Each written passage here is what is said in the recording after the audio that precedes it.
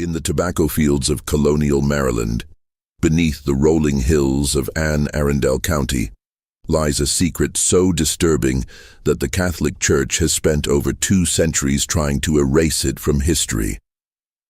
Between 1734 and 1768, 12 parishes across the colony fell under the control of a family whose name still makes elderly parishioners cross themselves in fear. The Thornton family didn't just serve God, they played him, manipulating the sacred act of confession to build an empire of terror that would make modern organized crime seem like child's play. What you're about to hear has been pieced together from sealed church archives, coded journals discovered in a Maryland farmhouse wall in 1892, and testimonies that were suppressed for nearly 3 centuries. This isn't just another tale of religious corruption.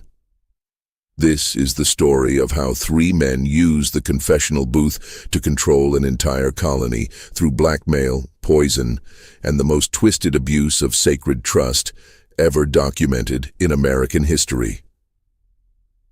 Before we continue with the story of the Thornton family and their web of ecclesiastical terror, I need to ask you something. This channel isn't for everyone. Only for the bravest souls who dare to uncover the dark secrets that history tried to bury. If you're one of the few people brave enough to hear these forbidden tales, hit that subscribe button and ring the notification bell. And I'm curious, drop a comment below telling me what state or city you're listening from. Are you brave enough to let us know where you are as we dive into this nightmare together? Now, let's return to Maryland, 1734. Where evil wore a priest's collar. The autumn of 1734 found Colonial Maryland in a precarious position between Protestant and Catholic tensions, a religious battleground where the Calvert family's Catholic influence still held sway despite growing Anglican pressure. In this volatile atmosphere, the small port town of Havenwood, nestled along the Severn River, about 20 miles southeast of Annapolis, represented everything the Catholic Church was fighting to preserve in the New World. Havenwood wasn't large by colonial standards, perhaps 800 souls spread across tobacco plantations and the modest businesses that served them. But what it lacked in size, it made up for in influence. The town's Catholic families controlled much of the tobacco trade flowing through the Chesapeake Bay, their names appearing on shipping manifests that reached from London to the Caribbean. The Caruthers owned 3 plantations and a fleet of merchant vessels. The Whitmore family controlled the largest tobacco warehouse between Baltimore and Annapolis. The Ashfords had built their fortune on both tobacco and the less discussed but highly profitable slave trade. At the heart of this Catholic enclave stood St. Bartholomew's Church, a modest brick structure whose bell tower could be seen from ships entering the Severn River. Unlike the grand cathedrals of Europe, St. Bartholomew's reflected the practical sensibilities of colonial architecture: sturdy oak pews, plain glass, windows and thick walls designed to withstand both Maryland's humid summers and the occasional raid by pirates who still prowled the Chesapeake. But it was what lay within those walls that would make St. Bartholomew's infamous. In the late summer of 1734, Father Thomas Thornton arrived to serve as the parish priest, bringing with him an unusual request. He wanted to install new confessional booths, not just 1 or 2, but 4 elaborately constructed wooden chambers that he claimed would better serve the spiritual needs of his growing congregation. Father Thornton was not what most parishioners expected in a priest. Tall and imposing at nearly 6 feet, with prematurely gray hair and piercing blue eyes, he possessed an intelligence that seemed almost predatory. He spoke with the refined accent of someone educated in European seminaries. Yet there was something in his manner that suggested he understood the crude realities of colonial life better than most men of the cloth. When he smiled, which he did often during those first months, it never quite reached his eyes. What the parishioners of St. Bartholomew's didn't know was that Father Thornton had spent the previous 5 years traveling throughout Maryland, visiting Catholic parishes and taking careful note of their wealthiest and most influential members. He had studied their business dealings, their family connections, their strengths and, most importantly, their potential vulnerabilities. He hadn't come to Havenwood to save souls. He had come to harvest secrets. The confessional booths that Father Thornton installed were masterpieces of deceptive craftsmanship. Built by his nephew Marcus, a skilled carpenter who had supposedly learned his trade in Philadelphia, each booth appeared to be a standard three-chambered confessional. A central compartment for the priest, flanked by two kneeling chambers for penitents. The dark oak construction and intricate carved crosses gave them an air of sacred solemnity that impressed even the wealthiest parishioners. But hidden within the walls of each confessional was an innovation that would have horrified the faithful had they discovered it. Marcus Thornton had constructed a series of hollow metal tubes that ran from each penitent chamber to a concealed recording chamber beneath the church. These tubes, crafted from tin and carefully angled to carry sound without distortion, allowed every whispered confession to be heard and recorded in the basement below. The recording system itself was ingeniously simple. The metal tubes fed into small echo chambers lined with curved metal surfaces that amplified sound. A person positioned in the basement chamber could hear conversations from the confessionals above with startling clarity. But Father Thornton went one step further. He trained his younger nephew, Samuel, to transcribe these conversations using a cipher of his own devising, creating permanent records of every confession made in St. Bartholomew's. The first victim of the Thornton family's scheme revealed himself on a cold February morning in 1735, though he had no idea he was walking into a trap that had been 6 months in the making. Richard Whitmore entered St. Bartholomew's that Tuesday morning, carrying a burden that had been eating at him for weeks. As one of Havenwood's most successful tobacco merchants, Whitmore was known throughout the colony for his strict adherence to Catholic doctrine and his generous donations to the church. His reputation was built on integrity, fair dealing, and the kind of moral rectitude that made other merchants seek him out as a business partner. But Richard Whitmore had a secret that would have destroyed everything he had built. 3 months earlier, while conducting business in Annapolis, Whitmore had encountered a young woman named Catherine Mills, an indentured servant who worked in the tavern where he often stayed during business trips. Catherine was 19, beautiful in the way that made men forget their vows, and trapped in an indenture contract that wouldn't expire for another 4 years. What began as casual conversation had led to something that Catholic doctrine considered one of the gravest sins: adultery. As Whitmore knelt in the confessional that February morning, his voice barely above a whisper, he poured out his guilt to Father Thornton. He spoke of his shame, his betrayal of his wife Margaret, his violation of his sacred marriage vows. He described his ongoing relationship with Catherine, his plans to purchase her indenture contract, and his terror that the affair would be discovered and destroy his family's reputation. Father Thornton listened with the practiced compassion of a confessor, offering words of comfort and assuring Whitmore that God's forgiveness was available to all who truly repented. He prescribed a penance of prayers and charitable donations, then blessed Whitmore as the merchant left the confessional with tears of relief streaming down his face.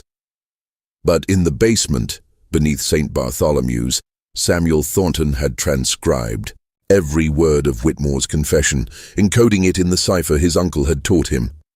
The young man's handwriting was precise as he recorded details that would soon become weapons. Catherine Mills, indentured servant at the Brass Lantern Tavern in Annapolis. Contract holder, Jonathan Pierce. Relationship ongoing since November 1734. Whitmore plans to purchase indenture within the month. The transformation of this sacred confession into an instrument of blackmail began exactly 1 week later. Father Thornton requested a private meeting with Whitmore, claiming he needed to discuss a matter of urgent spiritual importance. They met in the priest's study on a Thursday evening, the room lit only by candles that cast dancing shadows on the walls, lined with theological texts. "Richard," Father Thornton began, his voice carrying a warmth that seemed genuine. "I've been praying extensively about our conversation last week, and God has revealed to me a path forward that might ease your burden."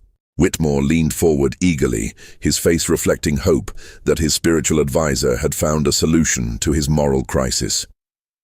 "The church has significant expenses coming in the next few months," Father Thornton continued. "We're planning to expand our charitable works, perhaps establish a fund to help indentured servants in difficult situations, young women particularly who find themselves in vulnerable circumstances."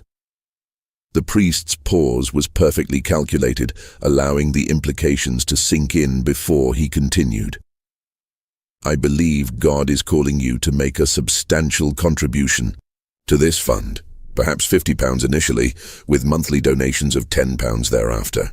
This would demonstrate the sincerity of your repentance while helping others who might find themselves in situations similar to Miss Mills." The color drained from Whitmore's face as he realized what had just happened. Father Thornton had not only retained every detail of his confession, but was now using that sacred information to demand money. The priest's benevolent expression never wavered, but Whitmore could see something cold and calculating in those blue eyes. "Father, our conversation was under the seal of confession, and it remains so," Father Thornton replied smoothly. "I would never violate that sacred trust. But God speaks to me in many ways, Richard, sometimes through prayer, sometimes through divine revelation. He has revealed to me your desire to help young Catherine, and I'm simply offering you a sanctified way to channel that charitable impulse." Whitmore sat in stunned silence, his merchant's mind quickly calculating the implications. £50 was a substantial sum, but manageable. £10 monthly would be more difficult, but not impossible. The alternative, having his affair exposed, would destroy his marriage, his business relationships, and his standing in the community. And if I were to contribute to this charitable fund, then I believe God would bless your discretion in all your personal matters, Father Thornton replied. "The church has always been a sanctuary for those seeking to live righteous lives away from the prying eyes of gossips and busybodies." Whitmore agreed to make the payments, telling himself that he was indeed performing an act of charity that might help other young women in difficult circumstances. He had no way of knowing that he was the first of what would eventually become hundreds of victims, or that his confession had been the test case for a blackmail system that would spread across Maryland like a plague. That night, as Whitmore walked home through Havenwood's quiet streets, he felt a chill that had nothing to do with the February wind. He couldn't shake the feeling that his life had fundamentally changed, that he had crossed some invisible threshold from which there would be no return. Behind him, the bell tower of St. Bartholomew's rose against the star-filled sky like a dark finger pointing toward heaven, or perhaps somewhere else entirely. The success of the Whitmore blackmail convinced Father Thornton that his system was not only viable, but potentially far more profitable than he had initially imagined. Over the following months, he began implementing the second phase of his plan, a systematic expansion that would eventually transform the religious landscape of colonial Maryland into his personal criminal empire. The key to this expansion lay in Father Thornton's two nephews, both of whom had been carefully groomed for their roles in the family business. Marcus, the elder at 28, possessed the technical skills needed to construct the modified confessionals, while Samuel, barely 21, had been trained since childhood in the art of transcription and code breaking.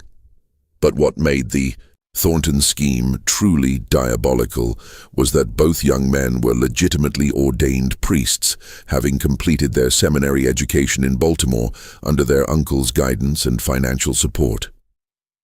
By the spring of 1735, Father Thornton had secured appointments for his nephews at 2 additional parishes. Marcus was assigned to St. Michael's in the port town of Easton, while Samuel took over the struggling parish of St. Joseph's in the tobacco-growing region near Chestertown. Each appointment came with the same request: permission to install new confessional booths to better serve their congregations. The expansion strategy was methodical and patient.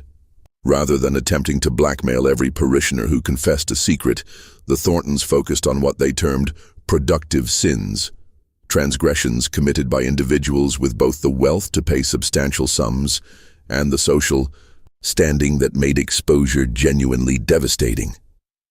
Adultery was ideal, but they also targeted embezzlement, tax evasion, illegal business practices, and the various forms of corruption that were endemic to colonial commerce. Their system of communication was as sophisticated as their confessional modifications. Using a network of merchant contacts and traveling salesmen, the 3 priests maintained regular correspondence through coded letters that appeared to discuss routine church business, but actually contained detailed intelligence about potential victims and their vulnerabilities. A letter describing a spiritual awakening among the tobacco farmers might actually be reporting that several plantation owners had confessed to cheating on their taxes. A request for additional prayer books for the Women's Society could be coded instructions for which wealthy widow had confessed to an affair with her overseer. By the end of 1735, the Thornton network was generating substantial income from 12 regular victims across 3 parishes. Richard Whitmore remained their most reliable source, his monthly payments having increased to £15 as Father Thornton claimed the church's charitable needs had grown. But the Whitmore case had also taught the Thorntons an important lesson about managing their victims' psychology. Rather than simply demanding payment in exchange for silence, Father Thornton had developed a sophisticated justification system that allowed his victims to maintain their self-respect while paying extortion. The money was always framed as charitable donations, penance payments, or contributions to specific church projects. Victims were encouraged to see themselves as generous benefactors rather than blackmailed targets. A psychological manipulation that reduced the likelihood of rebellion or desperate actions. The system's effectiveness was demonstrated most clearly in the case of Edmund Carruthers, the wealthy plantation owner whose shipping business dominated much of the Chesapeake Bay trade. Carruthers had confessed to systematically underreporting his cargo manifests to avoid paying the full customs duties required by the Crown, a practice that, while common, was technically treason and punishable by the seizure of all his assets. When Father Thornton approached Carruthers about making a substantial contribution to the church's mission among the poor, the plantation owner initially resisted. But the priest's gentle reminder that God sees all our commercial dealings, even those conducted in the shadows of the customs house, was sufficient to secure Carruthers' cooperation. Within 6 months, Carruthers was contributing £25 monthly to what he believed was a fund to help impoverished Catholic families throughout Maryland. The psychological toll on their victims became apparent as the months passed. Richard Whitmore, once known for his jovial demeanor and social confidence, became increasingly withdrawn and anxious. He began attending Mass daily rather than weekly, as if excessive piety might somehow balance the scales of his guilt. His wife Margaret noticed the change, but attributed it to business pressures and her husband's deepening religious devotion. Edmund Carruthers developed different symptoms.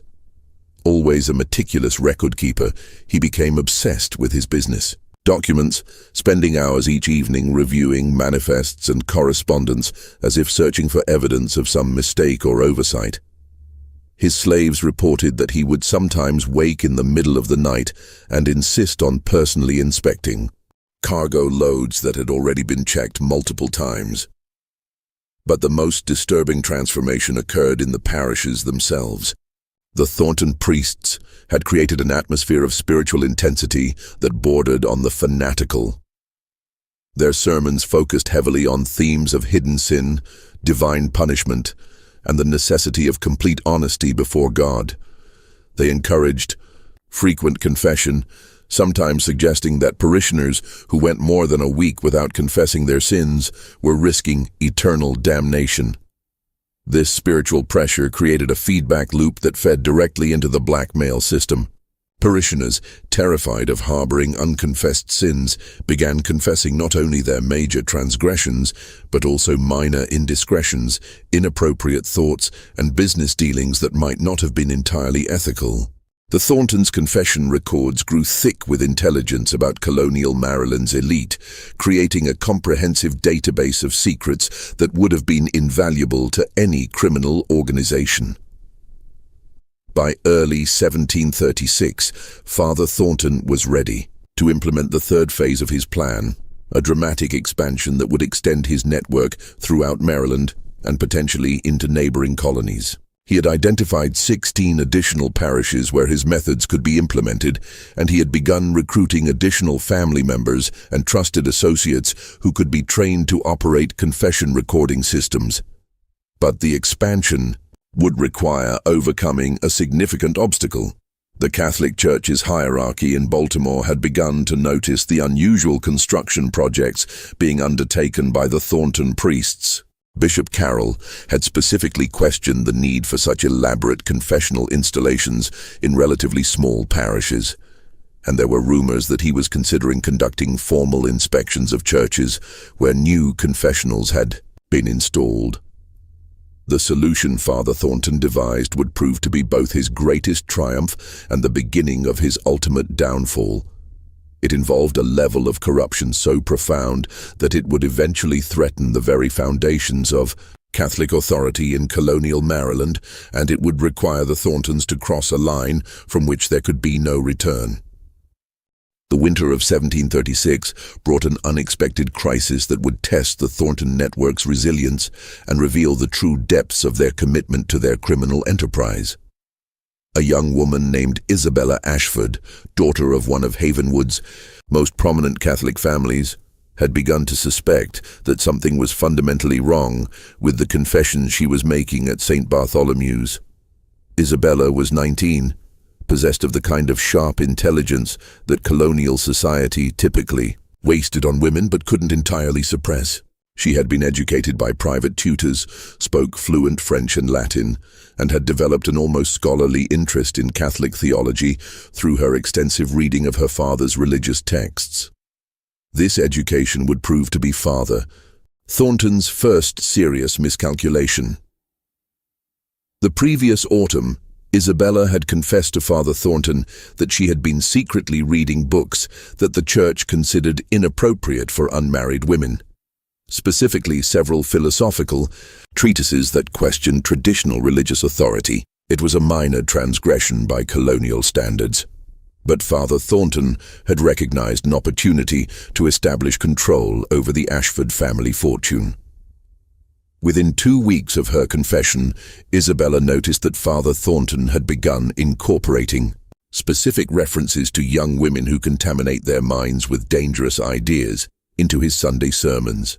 When he requested a private meeting with her father to discuss concerns about the spiritual welfare of young people in the parish, Isabella's suspicions crystallized into something approaching certainty.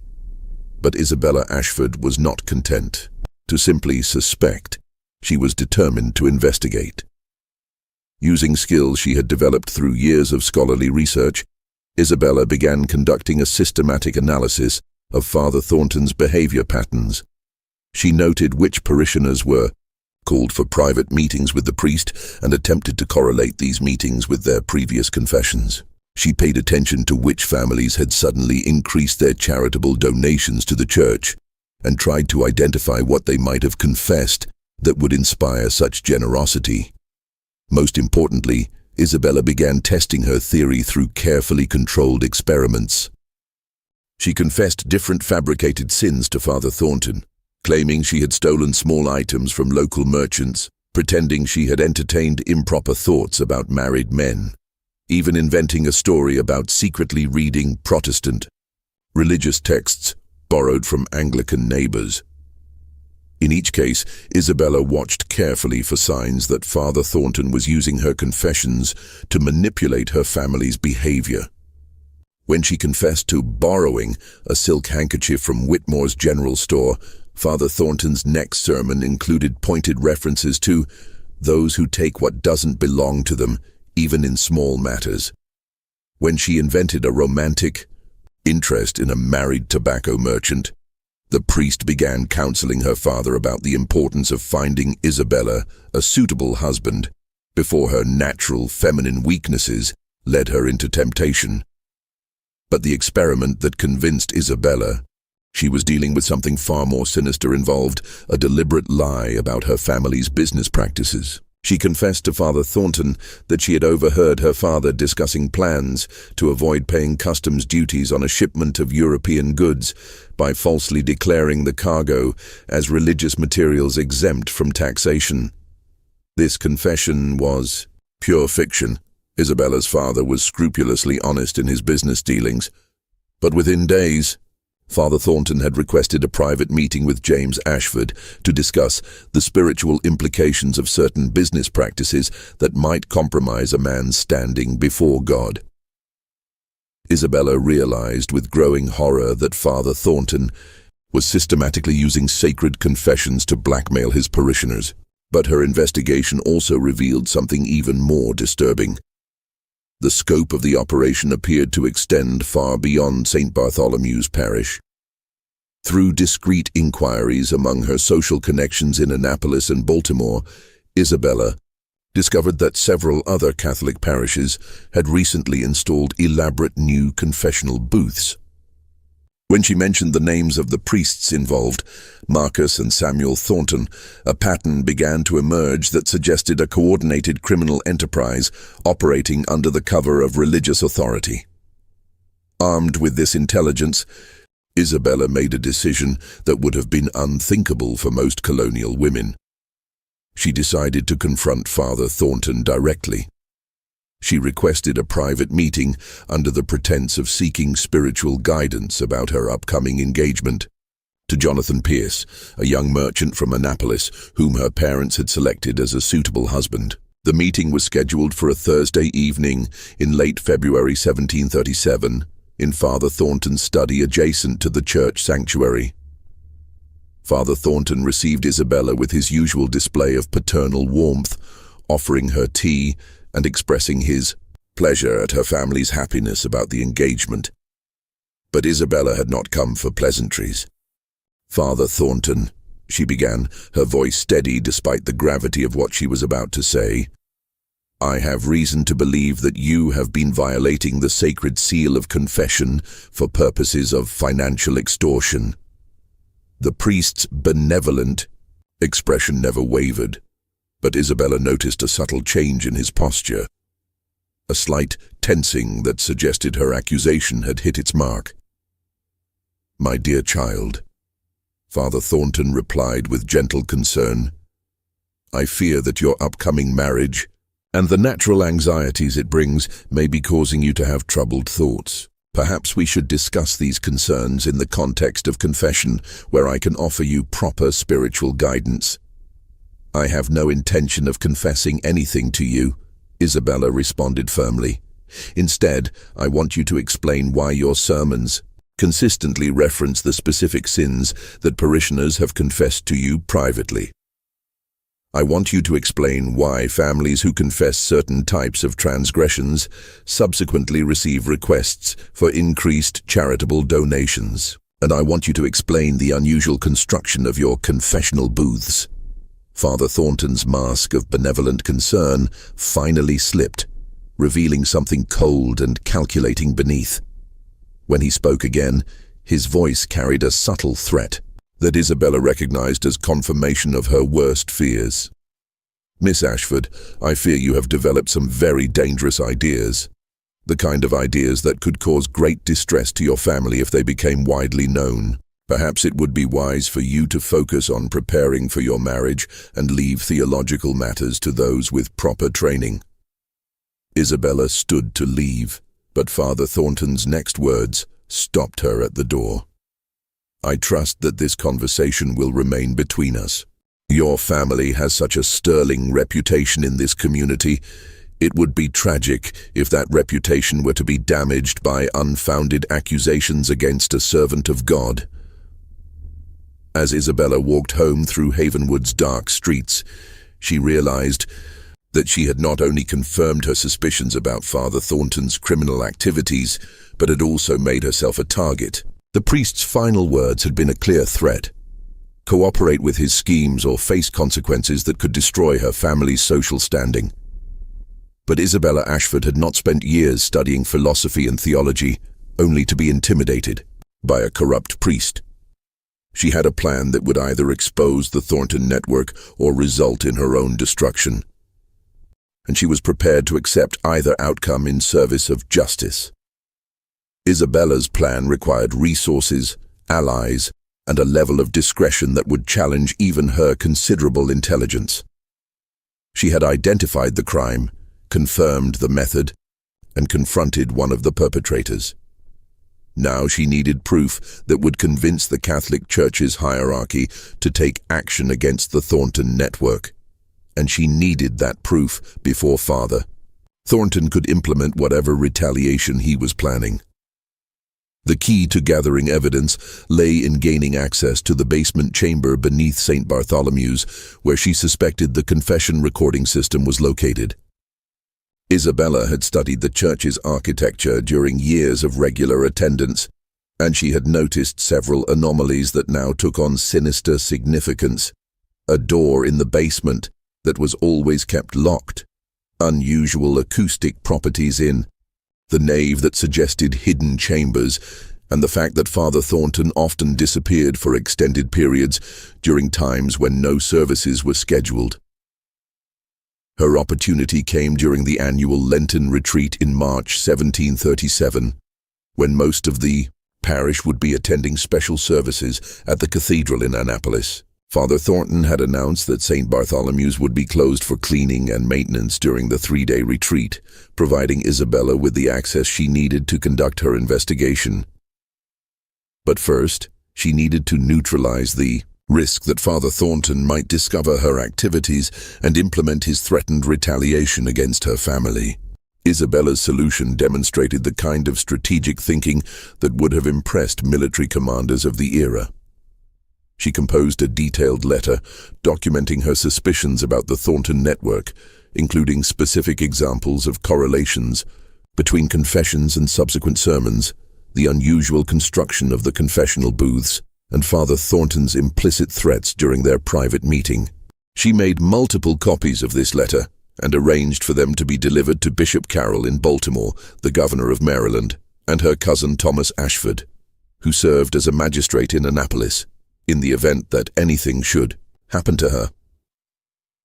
The letters were held by a trusted family servant with instructions to deliver them immediately if Isabella failed to retrieve them by a specific date, or if any harm befell her or her family. This dead man's switch effectively neutralized Father Thornton's ability to retaliate against her without triggering a full investigation of his activities.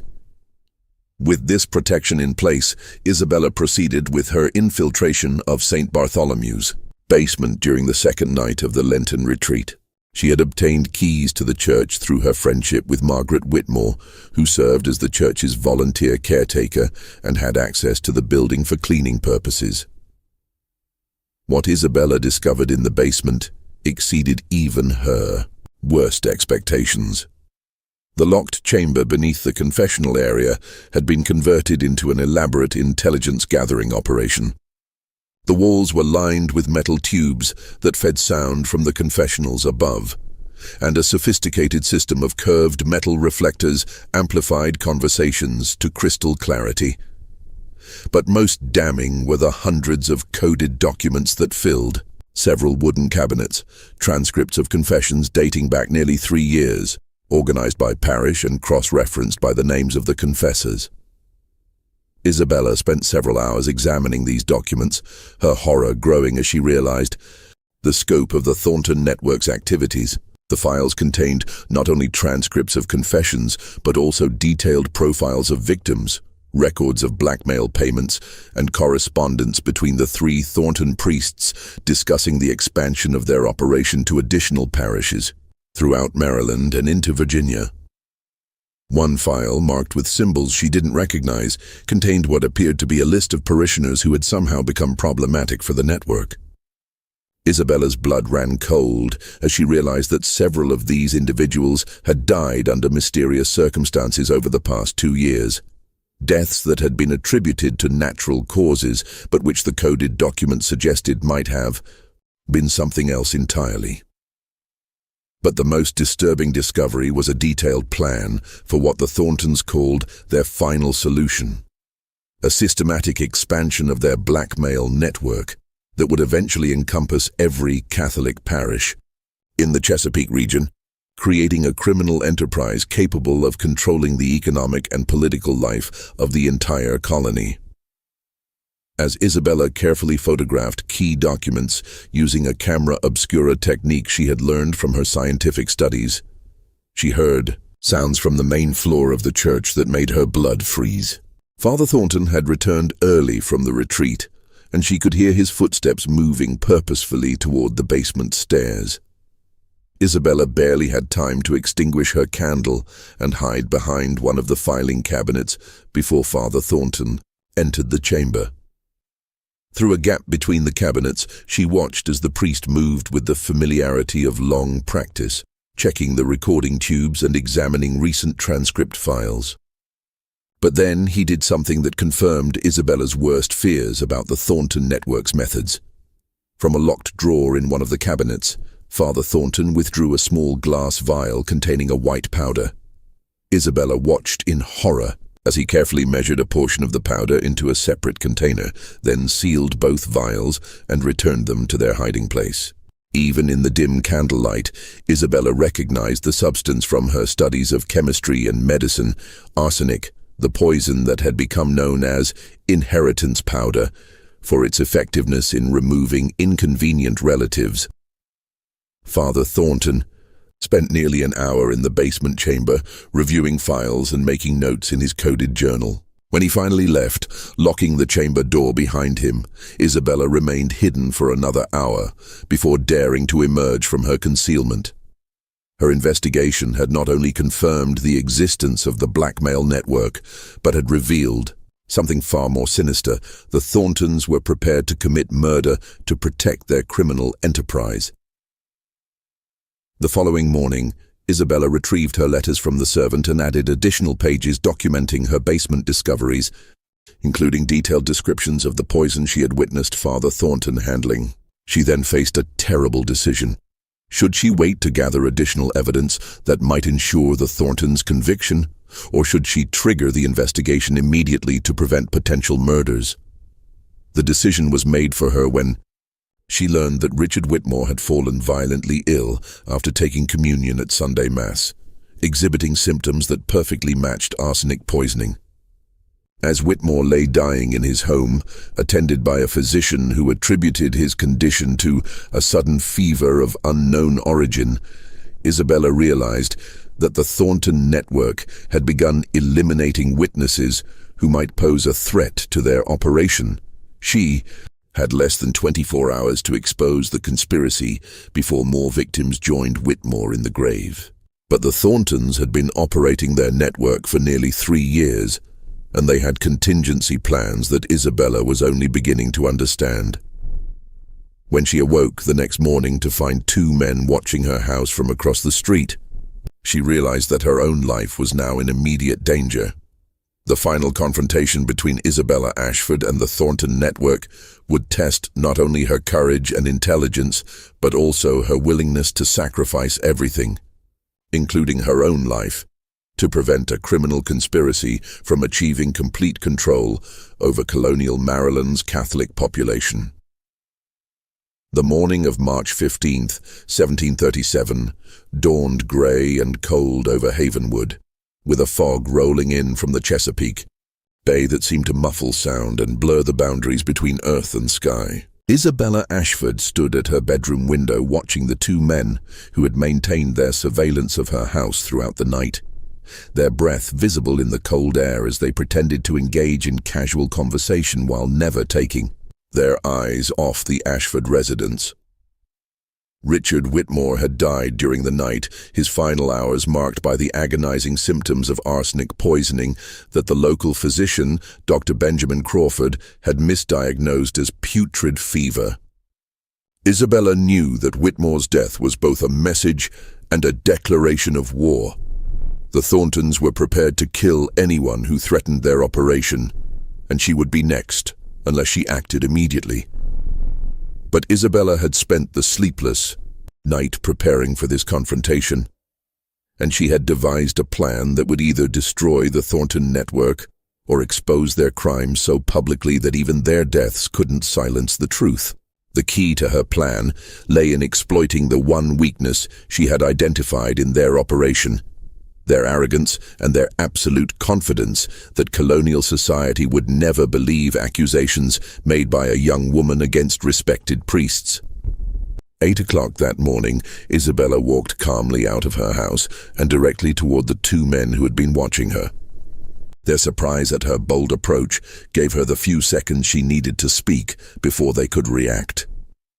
"Please inform Father Thornton that Miss Ashford requests an immediate meeting to discuss her recent spiritual concerns," she said, in a voice loud enough to be heard by several neighbors who were beginning their morning activities. "Tell him that I have some documents that I believe will be of great interest to him, and that I'm prepared to discuss terms for their return." The men exchanged glances, clearly unsure how to respond to this unexpected development. After a brief, whispered conference, one of them nodded and headed toward St. Bartholomew's, while the other maintained his watch on Isabella.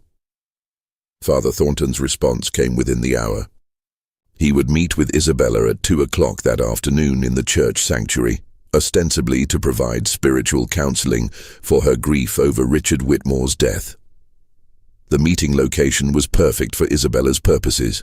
The sanctuary's excellent acoustics would ensure that her conversation with Father Thornton could be heard clearly by witnesses she had positioned throughout the church.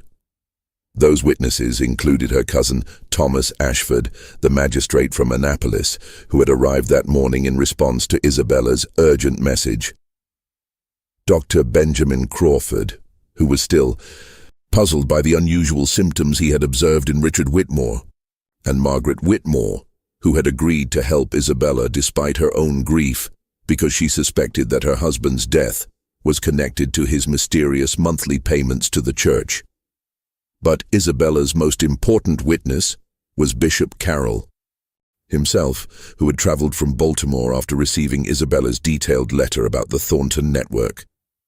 The bishop had initially been skeptical of accusations made against 3 of his priests, but Isabella's evidence had been compelling enough to warrant a personal investigation. At exactly 2 o'clock, Isabella entered St. Bartholomew's sanctuary to find Father Thornton waiting for her at the altar, his usual benevolent expression replaced by something cold and predatory. The afternoon light filtering through the church's plain windows cast long shadows across the pews, creating an atmosphere that seemed more suitable for a trial than a spiritual counseling session. "Miss Ashford," Father Thornton began, his voice carrying clearly through the sanctuary, "I understand you have some concerns about certain church matters that you'd like to discuss." "Indeed I do, Father," Isabella replied, positioning herself so that her voice would project to the hidden witnesses. "I've discovered that you and your nephews have been operating a criminal conspiracy that violates the sacred seal of confession and uses religious authority to commit extortion and murder." Father Thornton's mask of priestly concern finally fell away completely, revealing the calculating criminal beneath. "Those are very serious accusations, Miss Ashford. I hope you have substantial evidence to support such claims." "I have transcripts of recorded confessions from your basement chamber," Isabella replied, producing a folder of documents. "I have coded correspondence between you and your nephews discussing blackmail payments and the expansion of your network to 16 additional parishes. And I have witnessed you handling arsenic in the same basement where Richard Whitmore's confession was recorded. The same Richard Whitmore who died last night with symptoms of arsenic poisoning. Father Thornton's eyes narrowed as he realized the extent of Isabella's knowledge. Miss Ashford, you have stumbled into matters far beyond your understanding. The work we do serves a higher purpose than your simple mind can comprehend. Enlighten me, Father, Isabella said, her voice steady despite the danger she knew she was facing. Explain to me how blackmailing your parishioners and poisoning those who threaten to expose you serves God's purpose. Father Thornton stepped closer, his imposing height casting a shadow over Isabella. The Catholic Church in Maryland exists at the pleasure of Protestant authorities who would destroy us at the first opportunity. We have created a system that ensures the survival and prosperity of our faith by securing the loyalty of our most influential members. Those who contribute generously to our cause receive our protection. Those who threaten our mission face the consequences of their betrayal. You mean those who refuse to pay your extortion demands are murdered, Isabella said bluntly. I mean that God works through his servants in mysterious ways, Father Thornton replied. Richard Whitmore had become unreliable. He was beginning to ask questions, demanding to see how his charitable contributions were being used. He represented a threat to our entire operation. Isabella felt a chill as she realized that Father Thornton was essentially confessing to murder, apparently confident that she would not live to repeat his words. But what he didn't know was that every word was being heard by Bishop Carroll and the other witnesses hidden throughout the sanctuary. And what about me, Father? Isabella asked. Am I also a threat to your operation? Father Thornton's smile was genuinely terrifying. Miss Ashford, you are an unmarried young woman making hysterical accusations against respected priests. Who would believe such claims? Even if you were to make these allegations publicly, they would be dismissed as the fantasies of a disturbed mind. But fortunately for both of us, that won't be necessary. Because you intend to kill me as well? Because you're going to voluntarily withdraw these ridiculous accusations and destroy whatever evidence you think you've gathered? Father Thornton said. You see, my dear, we know about your late-night activities in our basement. We know that you violated the sanctity of God's house to steal church documents. More importantly, we have witnesses who will testify that they saw you in Richard Whitmore's house on the night he died, and we have evidence that you possessed arsenic for your chemical experiments. Isabella felt the trap closing around her as she realized the sophistication of the Thorntons' contingency planning. They had anticipated the possibility of exposure and prepared to frame her for Whitmore's murder. Even if you were to avoid prosecution for murder, Father Thornton continued, the scandal would destroy your family's reputation. Your father's business relationships would evaporate. Your engagement to Jonathan Pierce would be terminated, and your family would be ostracized from decent society. All of this can be avoided if you simply admit that your accusations were the product of feminine hysteria and emotional distress following Whitmore's death. And if I refuse? Father Thornton's expression became genuinely sorrowful, as if he regretted what he was about to say. Then I'm afraid you'll be found in your room tomorrow morning, having taken your own life in remorse for falsely accusing innocent priests and for your guilt over murdering poor Richard Whitmore. Suicide is a mortal sin, of course, but God is merciful to those whose minds have been disturbed by their own wickedness. Isabella realized that this was the moment of ultimate test, not just of her courage, but of her faith in justice and her willingness to sacrifice herself to prevent greater evil. Father Thornton had revealed the full extent of his network's corruption and his willingness to commit murder, but only because he was confident that she would never live to expose him. You've made one critical mistake, Father Thornton, Isabella said, her voice ringing clearly through the sanctuary. You've assumed that I came here alone and unprepared. Father Thornton's confidence wavered slightly as Isabella raised her voice to address the hidden witnesses. Bishop Carroll, Magistrate Ashford, Dr. Crawford. I trust you've heard enough to understand the nature of the conspiracy we're dealing with. The color drained from Father Thornton's face as Bishop Carroll emerged from behind the altar, followed by Thomas Ashford and the other witnesses. The priest's eyes darted toward the sanctuary doors, but he found his escape route blocked by several armed men that Magistrate Ashford had positioned outside the church.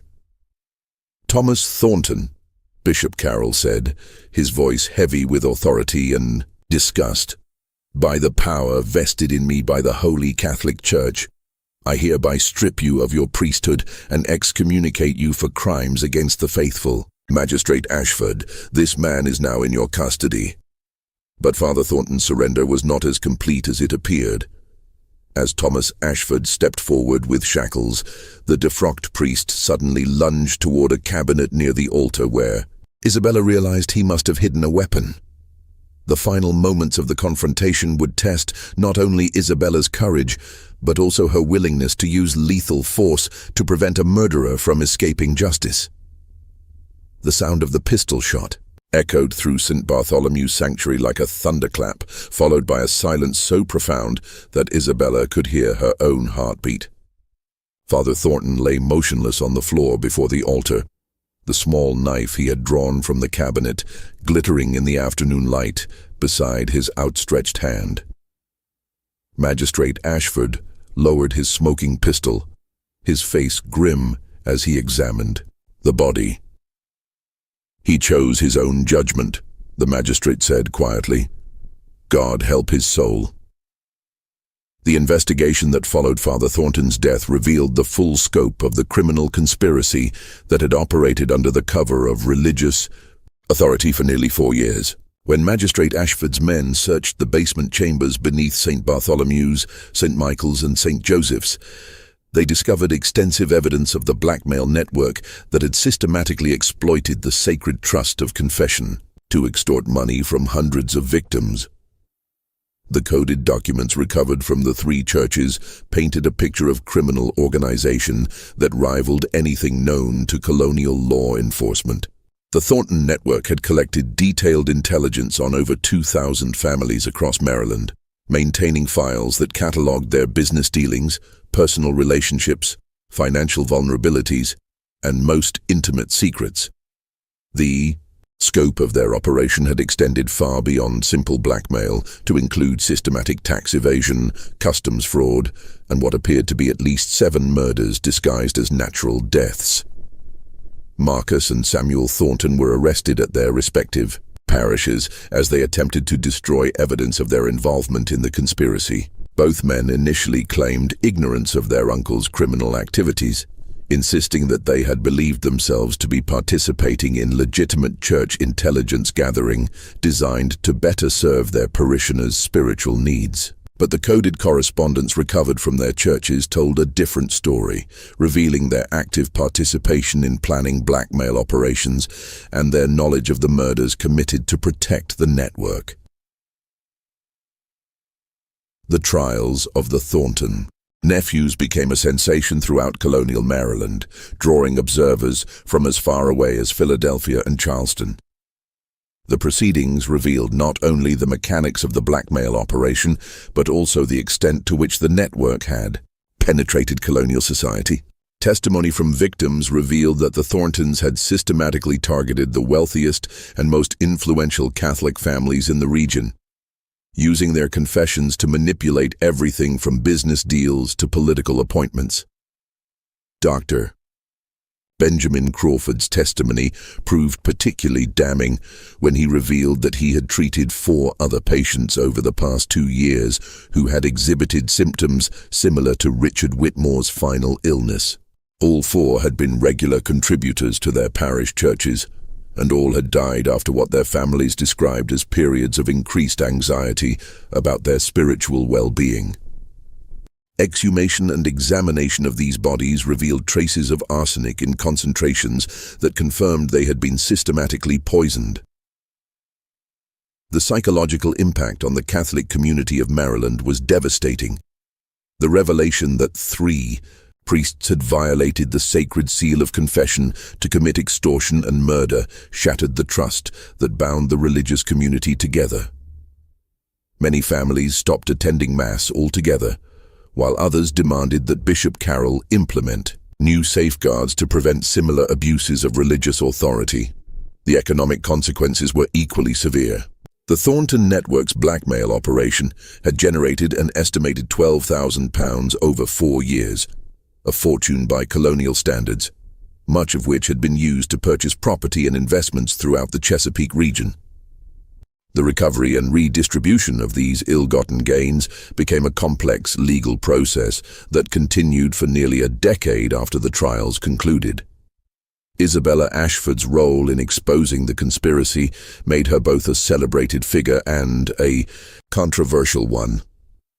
While many praised her courage and intelligence in uncovering the network, others criticized her for violating the sanctity of church property and questioned whether a young woman should have involved herself in such dangerous matters. The debate over Isabella's actions reflected broader tensions in colonial society about women's roles and the proper relationship between individual conscience and religious authority.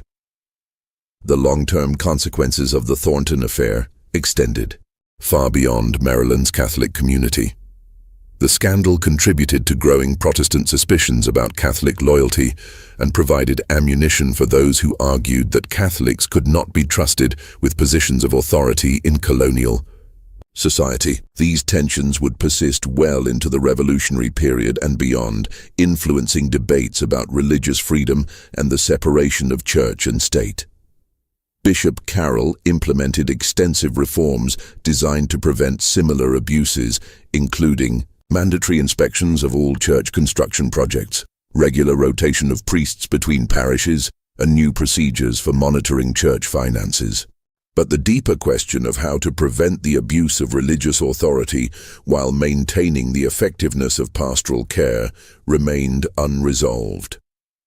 The physical modifications that the Thorntons had made to their churches were dismantled, but the buildings themselves remained in use, serving as permanent reminders of the corruption that had once operated within their walls.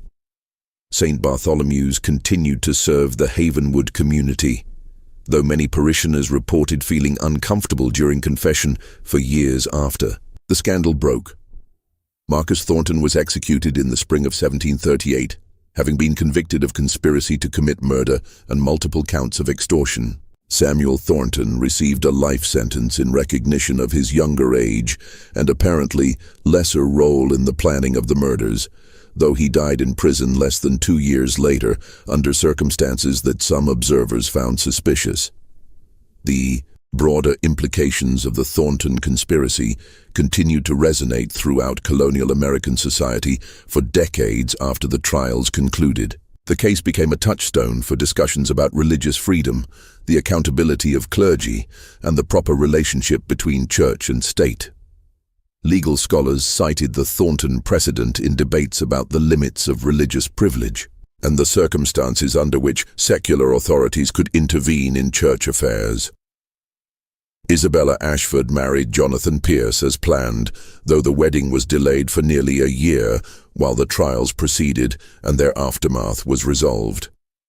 She never spoke publicly about her role in exposing the conspiracy, but private letters discovered after her death in 1782 revealed that she continued to struggle with the psychological impact of her confrontation with the Thorntons.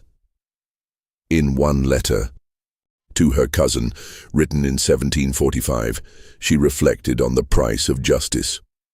Sometimes I wonder if the truth was worth the lives it cost and the faith it destroyed.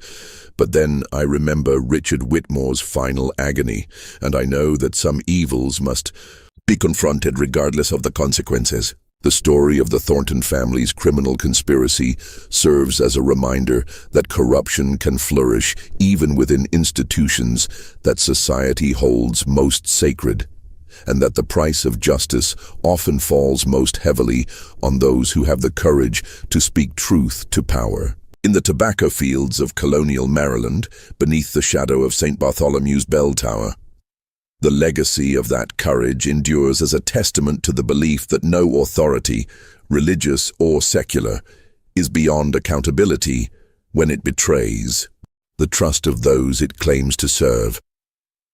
But perhaps the most chilling aspect of the Thornton affair is not what was revealed, but what remains hidden. The coded documents recovered from the three churches referenced other networks operating in Virginia, Pennsylvania, and the Carolinas, suggesting that the Maryland conspiracy was part of a larger criminal enterprise that may have extended throughout colonial America. Despite extensive investigations, these other networks were never uncovered, leaving historians to wonder how many other secrets lie buried beneath the foundations of America's oldest churches. The final entry in Father Thomas Thornton's coded journal, discovered months after his death when investigators finally cracked his encryption system, contained a single chilling line. "The harvest is vast, but the workers are few. Others will continue what we have begun." Whether this was merely the desperate boast of a dying criminal or a reference to accomplices who escaped justice remains one of colonial America's most disturbing unsolved mysteries. What do you think of this story? Do you believe everything was revealed? Or do you think there are still secrets buried in the foundations of America's oldest churches? Leave your comment below sharing your thoughts about the Thornton conspiracy. If you enjoyed this dark tale from colonial America and want more stories that uncover the hidden horrors of our nation's past, subscribe to our channel, hit the notification bell, and share this video with someone who loves historical mysteries. The shadows of the past hold many secrets, and we're just getting started uncovering them. See you in the next video, where we'll explore another forgotten horror that time tried to bury.